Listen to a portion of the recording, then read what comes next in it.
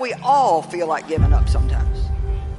We all go through times where we feel like God is 1,000,000 miles away, but we don't have any idea what He's doing. When we're tired, when we're weary, when we think we just can't go on. Most people are afraid to set great dreams and set big goals because of the fear of failure. There's something much worse than failure. It is the fear of failure. I want to remind you that failure is not final, it's formative. It is part of the process. It's part of the journey. Your failure matters as much as your success. How do you think you're going to grow if you don't ever fail? Yet some of you have failed and you have decided, well, guess what? I'm a failure. No, failure is an event. It is never a person. I need you to make up in your mind that the only way you can lose is if you quit. I just need you to keep going. First, you cannot give up. When you enter into your long season, you've got to give it all you've got. When people go into a season of struggle, the first thing that they want to do is take a sabbatical. But whenever trouble comes, the only way that you can get through trouble is work your way through it. Make a declaration to yourself. Declare all-out war that you're going to get out of this rut. I suggest to you that if you are facing a challenge, don't stop. Stay busy. Work your plan. Don't confuse movement with progress. In order to achieve your goals, you must apply discipline, which you have already done, and consistency every day. You have to work at it. Every day, you have to plan. Every day. You've heard the saying, we don't plan to fail, we fail to plan. Hard work works. Working really hard is what successful people do. And I can tell you from my own personal experience, don't give up then. Develop your own compass and trust it. Take risks. Dare to fail. Remember, the first person through the wall always gets one. You're going to fall down, but the world doesn't care how many times you fall down as long as it's one fewer than the number of times you get back up. If you want to grow up, you want to be mature, there is no way to do it without pain. You can't grow up on easy street. And the very thing that discourages you is the very thing that develops you.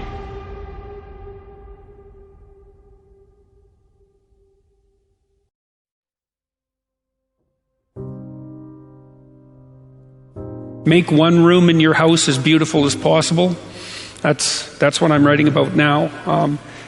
I talked a lot already about the necessity of cleaning your room, which is, in some sense a foolish piece of advice because it seems so obvious, but it's not obvious at all. And you'll find if you try it, especially if you're in a household that's not very functional, that you'll encounter obstacles that you couldn't imagine existed while you're trying to put your life in order. And you can take your surroundings beyond order and move towards beauty, and that's unbelievably useful because, well, beauty calls people to their higher being, I would say, and to make friends with beauty is to introduce yourself very carefully to one of the mysteries of life that make it worth living. Now, we teach things that are generally not taught in school, as I already have said, but I want to talk about another little factor. 90% of the visits to medical doctors are directly or indirectly related to stress. 90%. My stress level, and I face as many deadlines as anybody you know.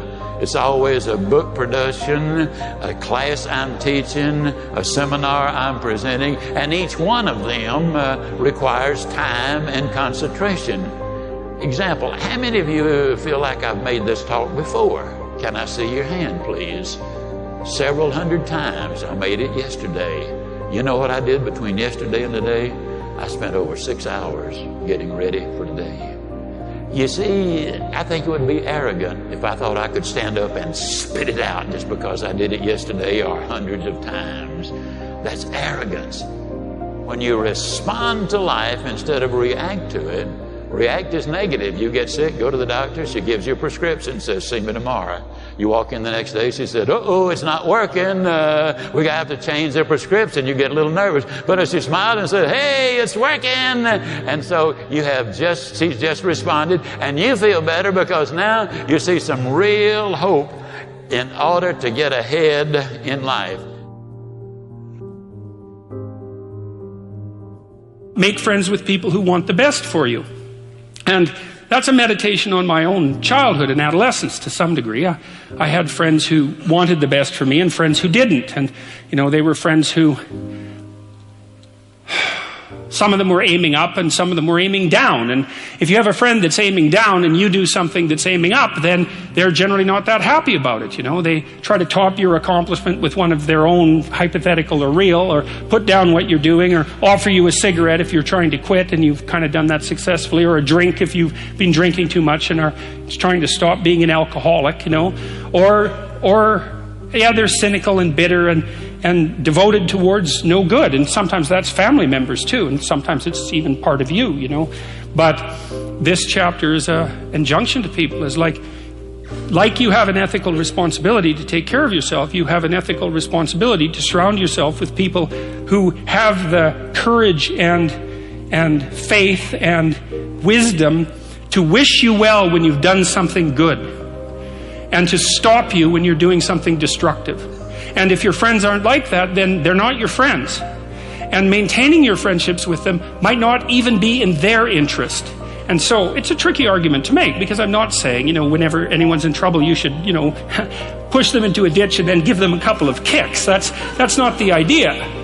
The idea is that, but I had a couple of rules I didn't write about. One was be careful about whom you share good news with, and another was be careful about whom you share bad news with. And those rules ring in people's minds quite quickly.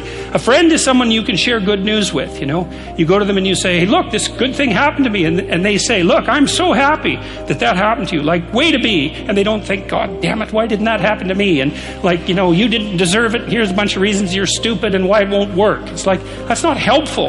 And so I would say, if people are, the other thing people are doing, if they're trying to drag you down, let's say, is they're trying to see if you'll put up with it. Because they have this idea that maybe life isn't worth living and things aren't good, and that if they can besmirch, let's say, to use an archaic term, something that's pristine and good, then they demonstrate to themselves that there is no true ideal and that there's no necessary reason to be responsible and to strive forward. And so they use you as a test case. I'll just push you down into the low lobster bin and see how you respond. And if you put up with it, then yeah, my cynicism is fully justified. If you take people and you expose them voluntarily to things that they are avoiding and are afraid of, that they know they need to overcome in order to meet their goals, their self-defined goals. If you can teach people to stand up in the face of the things they're afraid of, they get stronger.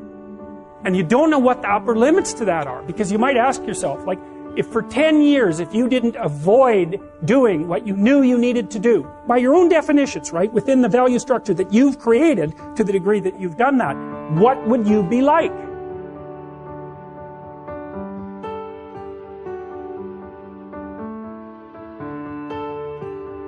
Greatness is not this wonderful, esoteric, elusive, God-like feature that only the special among us will ever taste. It's something that truly exists in all of us. It's very simple.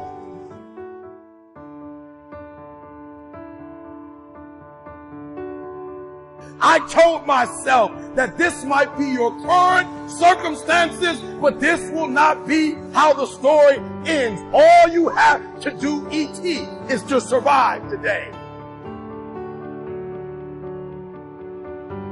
My glory, it doesn't happen in front of a crowd. It doesn't happen in a stadium. It doesn't happen on a stage. There's no medals handed out. My glory happens in the darkness of the early morning, in solitude, alone, where I try. And I try and I try again to be everything that I possibly can be. The best that I possibly can be. Better than I was yesterday.